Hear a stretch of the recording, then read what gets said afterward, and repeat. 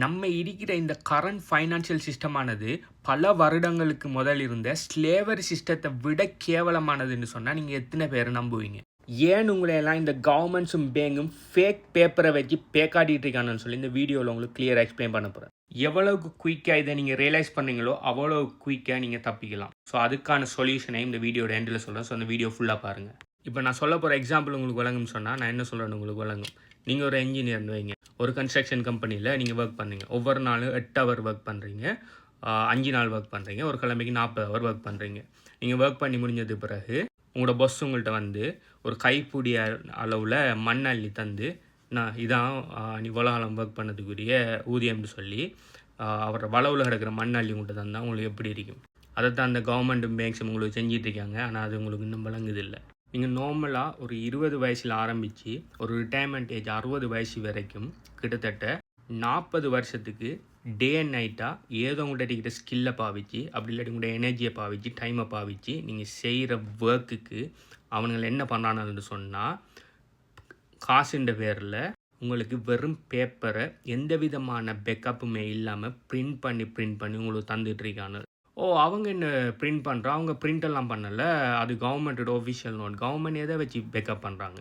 1971 வரைக்கும் ஒரு குறிப்பிட்ட கண்ட்ரி உண்டு, அதாவது மெயினாக யூஎஸ் அவங்களோட US டாலரை பிரிண்ட் பண்ணுறதுக்கு அதோட பெருமதியான கோல்டு அவங்களோட ட்ரெஷரியில் இருக்கணும். ஆனால் 1971 அதை ரிமூவ் பண்ணிவிட்டு அவனை நினச்ச மாதிரி பிரிண்ட் அடிக்க ஆரம்பித்தாங்க. அதுக்கு முதல் பார்த்தீங்கன்னு சொன்னால் எல்லாருமே கோல்டை வச்சு போட்டு தான் பிரிண்ட் அடிக்கணும். ஆனால் எல்லா நாட்டுக்கிட்டையுமே கோல்டு இல்லைங்கிறதால US டாலர் கோல்டை பெக் பண்ணியிருக்கிறதால நம்ம எல்லாரும் US டாலரை பெக் பண்ணி நம்ம நாட்டு கரன்சியை பிரிண்ட் பண்ணுவோம்னு சொல்லி தான் எல்லா நாடும் ஆரம்பித்தாங்க. ஆனால் 1971 அவங்களோட அந்த யுத்தங்களுக்கு பணம் போதாமல் இருக்கையும் என்ன பண்ணினாங்கன்னா, இதுக்கு மேலே கோல்ட் ஸ்டாண்டர்ட் தேவையில்லைன்னு சொல்லி உலகத்திலேயே மிகப்பெரிய ஸ்கேம் ஒன்றை 1971 செஞ்சாங்க. 1971 அவனை நினச்ச மாதிரி மணியை பிரிண்ட் பண்ணி தரான். அது ஈக்குவல் டு எதுன்னு சொன்னால், நீங்கள் கஷ்டப்பட்டு உங்களோட எனர்ஜி டைமை போட்டு நீங்கள் செய்கிற வேலைக்கு வெறும் பேப்பரை பிரிண்ட் அடித்து தாரானுகள். என்ன நம்பிக்கையிலன்னா, இந்த பேப்பருக்கு இவ்வளோ வெலுங்கிற ஒரு நம்பிக்கையில் உங்கள்கிட்ட தந்துட்டுருக்காங்க.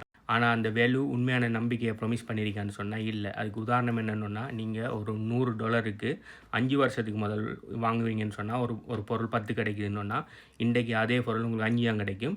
இன்னொரு 5 வருஷத்துக்கு பிறகு அதே பொருள் உங்களுக்கு 1 கூட கிடைக்குமாங்கிற சந்தேகம். ஆனால் நீங்கள் 5 வருஷத்துக்கு முதல் பாவிச்சது $100 தான், இன்றைக்கு பாவிக்கிற $100 தான், நீங்கள் இன்னும் 5 வருஷத்துக்கு பிறகு பாவிக்கிறது $100 தான். ஸோ அவங்களோட ப்ராமிஸ் அவங்க எப்போயோ மீறிட்டாங்க. ஓகே, அவங்க $100 எப்போயும் $100 இருக்குன்ற ஒரு ப்ராமிஸில் தான் ஒரு பேப்பர் வந்து உங்களுக்கு பிரிண்ட் அடித்து தந்தாங்க. ஆனால் அந்த பிரிண்ட் அடித்த பேப்பருக்குரிய வேல்யூ ரியல் வேல்யூ இல்லை. நம்மளாம் சொல்லுவோம், ஐயோ பொருட்களோட விலையெல்லாம் கூடுது, இன்ஃப்ளேஷன் கூடுது. பொருட்களோட விலை ஒரு காலமும் கூட இல்லை, சரியானே. உங்கள்கிட்ட இருக்கிற பணத்தோட பெருமதி குறைஞ்சிட்டு போகுது, அவ்வளோதான். அதுலேயும் இன்னொரு ஜோக் என்னென்னு சொன்னால், அப்படி வெறும் பேப்பரை நம்ம போடுற எஃபர்ட்டுக்கு கஷ்டப்பட்டு போடுற எஃபர்ட்டுக்கு பிரிண்ட் அடித்து தாரானுகள்னு சொல்லி அதையும் பொறுத்தாலும் அது தார மாதிரி தந்துட்டு அதுக்கு டெக்ஸ்ட்ன்ற ஒரு ஜோக் கொண்ட போட்டு உங்கள்கிட்ட இருந்து அதில் இருந்து பாதியே பிடிங்க எடுக்கானே பார்த்தீங்களா சொன்னேன். அப்போ இவனுகளை மாதிரி அந்த வார்த்தையை சொல்ல நான் விரும்பலை, இருப்பானலார் நான். இன்னமும் நீங்கள் குதிரைக்கு அந்த கடிவாளம் போட்ட மாதிரி எனக்கு ஒன்றுமே தெரியலை. நாங்கள் கவர்மெண்ட் சொல்கிறது தான் கேட்டுக்கிட்டு நாங்கள் எங்களுக்கு பின்னால் இவ்வளோ பிரச்சனை நடந்துகிட்டு இருக்குது, எங்களை பச்சையாக ஏமாற்றிட்டுக்கானு தெரியும். இருந்தாலும் அதை எது கேட்குறதுக்கு எங்களுக்கு தைரியம் இல்லை. நாங்கள் இப்படி தான் இருப்போம்னா தாராளமாக இருந்து கொள்ளுங்க. ஓகே, நீங்கள் கடைசியாக 40 வருஷம் நீங்கள் போட்ட எஃபர்ட்ற பெருமதி 0. இதுலேயும் நீங்கள் கஷ்டப்பட்டு உழைக்கிற காசை நீங்கள் மிச்சம் பிடிக்க இயலுமான்னு எனக்கு தெரியலை. அப்படி கஷ்டப்பட்டு நீங்கள் மிச்சம் பிடிச்சாலும் அந்த மிச்சம் பிடிக்கிற காசை நீங்கள் உடைய பேங்கில் பத்திரமா இருக்கணும் சொல்லி பேங்கில் வைப்பீங்கன்னா குட் லக். ஓகே, உங்களோட பணத்தில் பெருமதி அப்படியே இருக்கிறது, குட் லக். அந்த மணியை பேக்கப் இல்லாமல் பிரிண்ட் அடிக்க துவங்கினாலேருந்து இன்றைக்கு வரையும் US டாலர் பெருமதி எவ்வளோக்கு இறங்கிருக்குன்னு சொன்னால் 99.something இறங்கியிருக்குது. அப்போ அந்த டைமில் $100 ஒன்று இருந்து இப்போ நீங்கள் அந்த $100 எடுத்து அந்த டைமில் வாங்குகிற பொருட்களுக்கும் இந்த டைமில் வாங்குகிற பொருட்களுக்கு இடையிலான வித்தியாசத்தை பார்த்தீங்கன்னு சொன்னால் 99% அதோட வேல்யூவை இழந்துட்டு. அப்போ உங்களுக்கு ஒரு நல்ல கொஷன் ஒன்று வரும். அப்போ மணியை அவங்க பிரிண்ட் அடித்து தாராங்கன்னா அவங்களுக்கு எவ்வளவு வேணும்னாலும் அவங்க பிரிண்ட் அடிக்கலாம் தானே. அப்போ ஏன் கவர்மெண்ட்டை ரன் பண்ணுறதுக்கு டெக்ஸ்ட்ன்ற ஒரு விஷயம் ஒன்று போட்டு அந்த மணிலேருந்து நம்மள்ட்ட இருந்து வாங்கி எடுக்காங்கன்னு சொல்லி உங்களுக்கு ஒரு கொஷின் ஒன்று வரலாம். அதுக்குரிய ஆன்சர் என்னென்னா, நாங்கள் பிரிண்ட் அடிக்கிறதால எங்களோட கவர்மெண்ட் ரன் ஆகலை, ஓகே. நீங்கள் தார பணத்தால் தான் எங்களோட கவர்மெண்ட் ரன் ஆகுதுன்னு சொல்லி உங்களுக்கு ஒரு பிம்பம் ஒன்று காட்டி உங்களை பே காட்டணுங்கிறதுக்காகத்தான் டெக்ஸின்ற ஒரு மிகப்பெரிய ஸ்கேம் ஒன்று நடந்துட்டு இருக்குது. ஸோ இதுக்கு இருக்கிற ஒரே ஒரு சொல்யூஷன் பார்த்தீங்கன்னு சொன்னால் இதுதான் பிட்காயின்.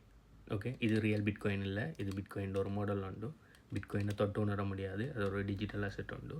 ஏன் பிட்காயின் ஒரு இதுக்குரிய சொல்யூஷன் சொன்னால், பிட்காயினை யாராலையுமே நினச்ச மாதிரி பிரிண்ட் பண்ண முடியாது. உலகத்துக்கே பிட்காயின் 21 மில்லியன் தான் வாரத்துக்கு இருக்குது. அதில் ஆல்மோஸ்ட் 19.5 மில்லியன் ஆல்ரெடி வந்துட்டு. மிச்சம் இருக்கிற 1.5 மில்லியன் பிட்காயின் பார்த்தீங்கன்னு சொன்னால் வாரத்துக்கு இன்னும் மோர் தென் 100 இயர்ஸுக்கு மேலே போகும்.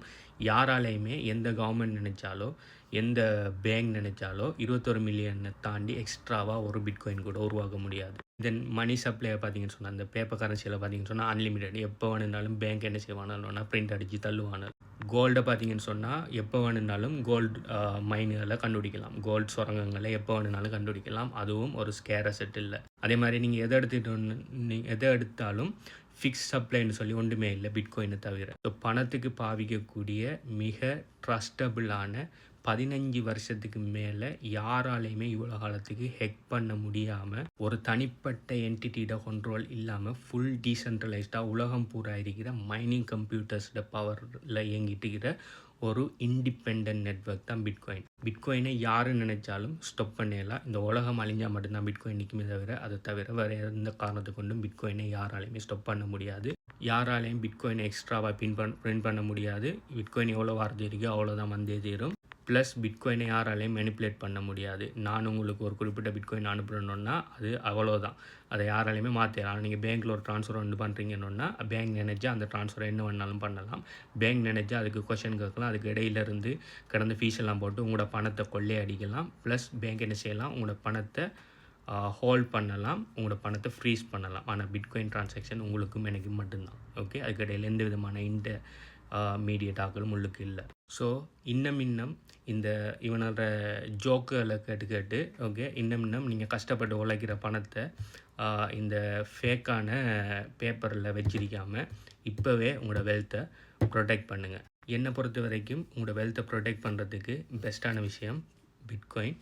ஆனால் அதை தாண்டி ஓகே, உங்களுக்கு பிட்காயினில் நம்பிக்கை இல்லாட்டி உங்களுக்கு எதில் நம்பிக்கை இருக்கோ அதில் மாற்றிக்கொள்ளுங்க. ஆனால் தயவுசெய்து உங்களோட கஷ்டப்பட்டு நீங்கள் ஏர்ன் பண்ணின பணத்தை உங்களோட பேப்பர் கரன்சியாக உங்களோட பேங்க்கில் வத்துற மாதிரின்னு சொல்லி வைக்காதீங்க. ஏன்னா அவனால் உங்களோட பணத்தை பிரிண்ட் பண்ணி தள்ளிட்டுருக்கானால் அவனோட சொந்த தேவைக்காக. இதை பற்றி நீங்கள் என்ன நினைங்கன்னு சொல்லி கீழே கமெண்ட் பண்ணுங்கள். நான் சொல்கிற விஷயமெல்லாம் உங்களுக்கு விளங்குதா? அப்படி இல்லாட்டி இன்னும் நீங்கள் இந்த இவனால் சொல்ல அந்த மெயின் ஸ்ட்ரீம் சொல்கிற விஷயங்களை கேட்டுட்டு இல்லை நாங்கள் இன்னும் அந்த பூமர்ஸாக தான் நாங்கள் இருப்போம்னு சொல்லி நீங்கள் நினைங்களான்னு சொல்லி கீழே கமெண்ட் பண்ணுங்கள்.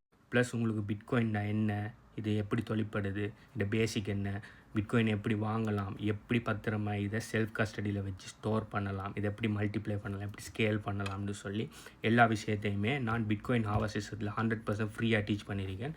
யாருக்கு நான் வேணும்னு சொன்னால் ஏன் அந்த சிஸ்டம் உங்களுக்கு வேணும்னு சொல்லி கமெண்ட் பண்ணுங்கள். உங்களோட ரீசன் சரியான ரீசனாக இருக்குன்னு சொன்னால் அது எங்கே எடுக்குன்னு சொல்லி நான் சொல்கிறேன். பை.